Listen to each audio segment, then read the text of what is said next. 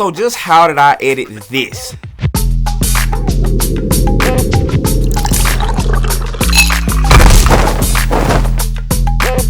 Well, that's what we're here for. I'm gonna take you guys into the edit of one of my best projects I've produced yet, the Black Sheep Tequila commercial.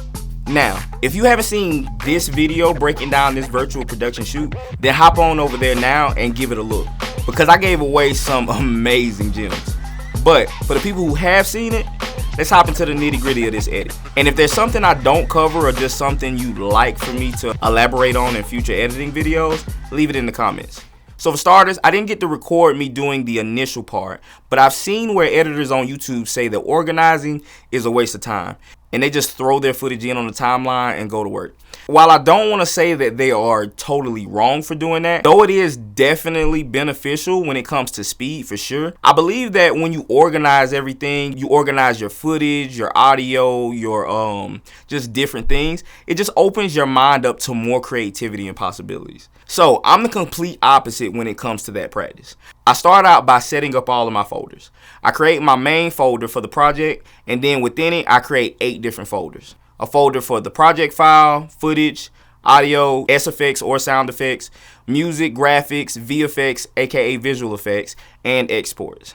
Now once my footage, audio, and every element is in, then I create the project file for my project. This type of organization is important, especially for a project like this one, because so many elements were involved with making it.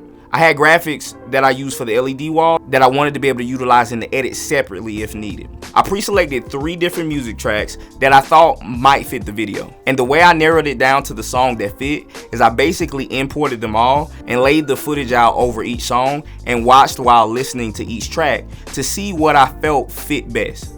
So that's usually how I choose the song, and it's how I chose the song in this situation. Now, if you're wondering, I sourced the 3 tracks from Soundstripe. Now, the reason I use Soundstripe instead of something like Artlist or MediaBed or MusicBed was because I wanted as much control as possible.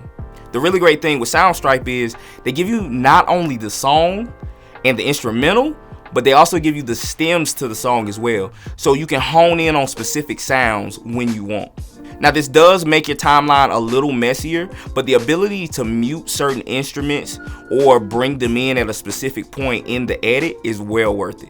And that's just another reason being organized in other areas is so beneficial. So once I got all my folders in, set up the timeline, and imported the footage, I then color coded my scenes as I cut through them and figured out what color each scene made me think of. That way I wasn't having to scroll through shots each time I was looking for something.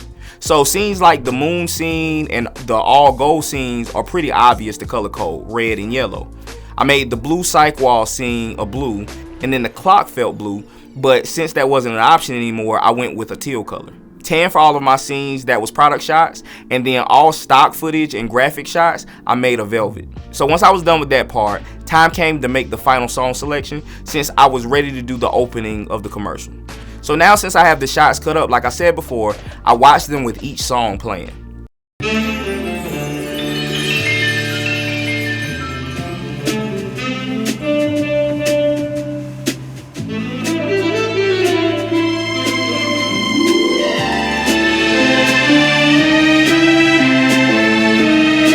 Well, we know that's not the one.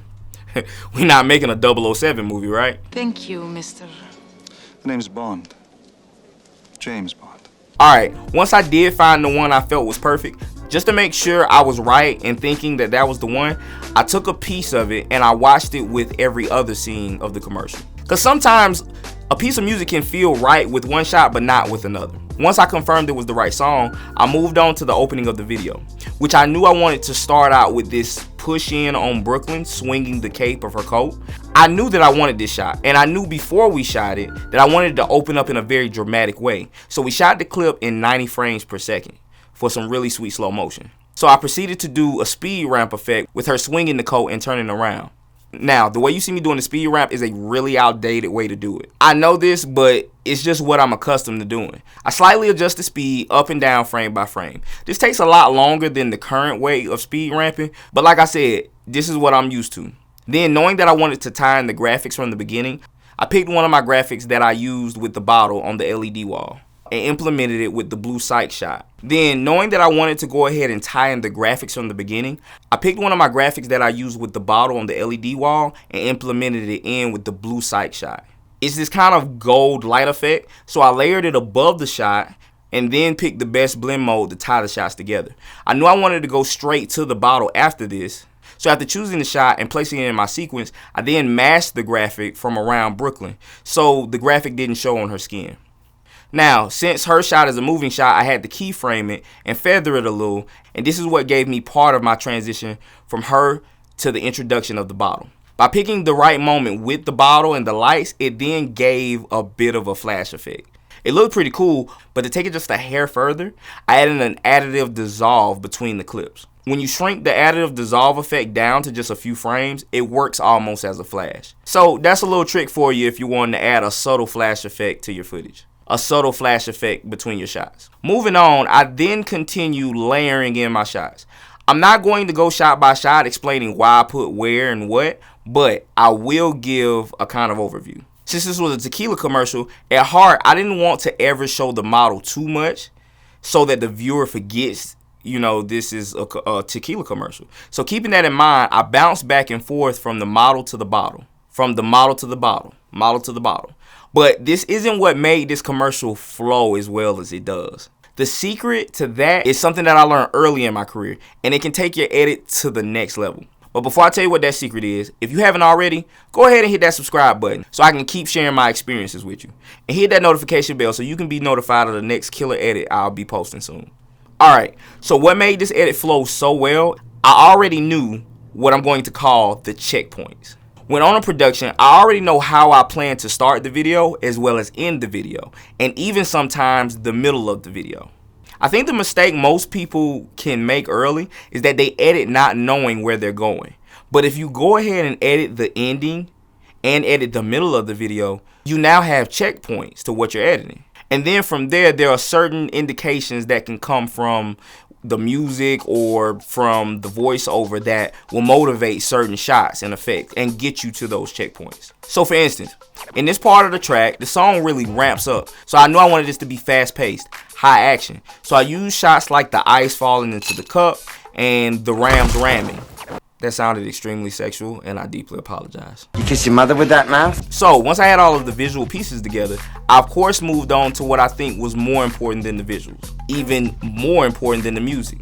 And that is the sound effects. Sound effects are for sure the backbone of a great edit. There are a ton of great practices when implementing S-effects.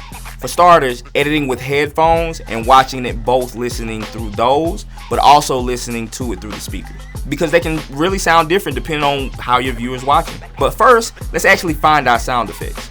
So what I did is I muted the music and I watched through the commercial, taking notes of what I saw and what I would hear with these visuals.